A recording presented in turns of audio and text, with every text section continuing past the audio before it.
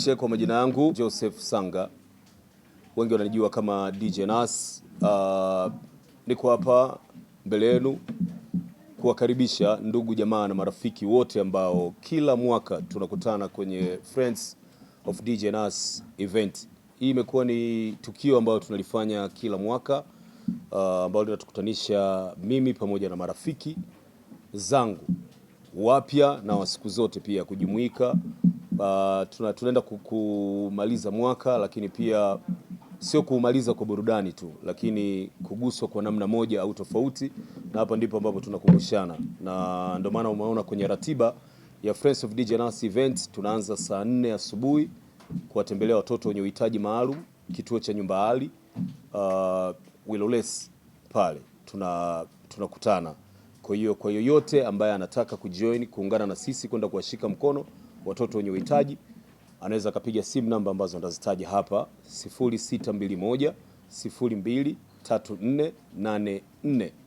Kwa yoyote ambaye anataka kushiriki kutembelea kituo cha watoto wenye uhitaji maalum Nyumba Ali, unaruhusiwa kuja na chochote: mafuta, sabuni, sukari, nguo. Una chochote ambacho ukitumia nyumbani unaruhusiwa kuja nacho, tukajoin kwenye safari ya pamoja kuelekea kituo cha Nyumba Ali Wilolesi Iringa mjini. Baada ya hapo niwakaribishe kwenye party Back and Lounge, ambapo tiketi zinapatikana kwa shilingi 10,000, VIP shilingi 50,000 na VVVIP ni shilingi 500,000. Naombeni sana niwakaribishe tena na tena, lakini kuna burudani nyingi siku hiyo. Tuko na wasanii maarufu wengi wakubwa. Tuko na msanii mwenye muziki wake anaitwa Dully Sykes, atakuwepo kwa mara ya kwanza Iringa. Tutakuwa na B2K, tutakuwa na Loni Boy, tutakuwa na Shifter mnyama mkali. Mimi mwenyewe DJ Nas nitakuwepo, mdogo wangu DJ Isam yuko hapa atakuwepo, DJ Tony, ma DJ wengi ambao watakuwepo kwa ajili ya kuhakikisha burudani inakwenda sawa. Kwa hiyo ni sehemu ya kuja kufurahi, kuenjoy, kukutana na marafiki.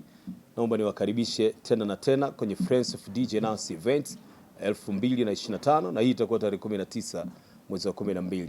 Asanteni sana. Kikubwa mimi nahisi la kwanza ni kuguswa, lakini pia sisi au mimi binafsi, maisha au mazingira ambayo mimi nimekulia, kwa sababu mimi ni mtoto wa Kiswahili, uswahilini tumepitia changamoto, maisha magumu. Kwa kile kidogo ambacho tunakipata tunajaribu kuwashirikisha na wengine watu support wao, tuweze kuwatembelea watoto wenye uhitaji maalum, na sio kwa sababu labda mimi nafanya au wengine wanashindwa kufanya. Hii inategemea na moyo wa mtu kuguswa au na kile ambacho anakipata. So kuna mwingine ana moyo wa kutoa, kuna mwingine hana huo moyo, lakini niwahamasishe tu kukumbuka ndugu zetu ambao wenye uhitaji maalum. Ni muhimu sana, kwa sababu hatujui kesho yetu inakuwaje. Hujui kesho mimi nitakuwa wapi, au kesho mimi nitakuwa na hali gani. Kuna magonjwa, kuna hali pia kubadilika kuwa mbaya, kwa hiyo lolote linaweza kutokea. So kumkumbuka mwenye shida, matatizo, kumsaidia ni muhimu na ni jukumu la kwetu sote. Wananisupport kwa asilimia kubwa sana, nikianza na mheshimiwa mkuu wa mkoa.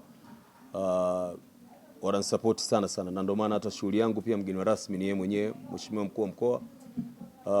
Kubwa pia safari hii kidogo tunaona wanasupport sana movement za wasanii pia, sio wa kuimba tu, hata waigizaji na nini, tunaona wanajitoa sana.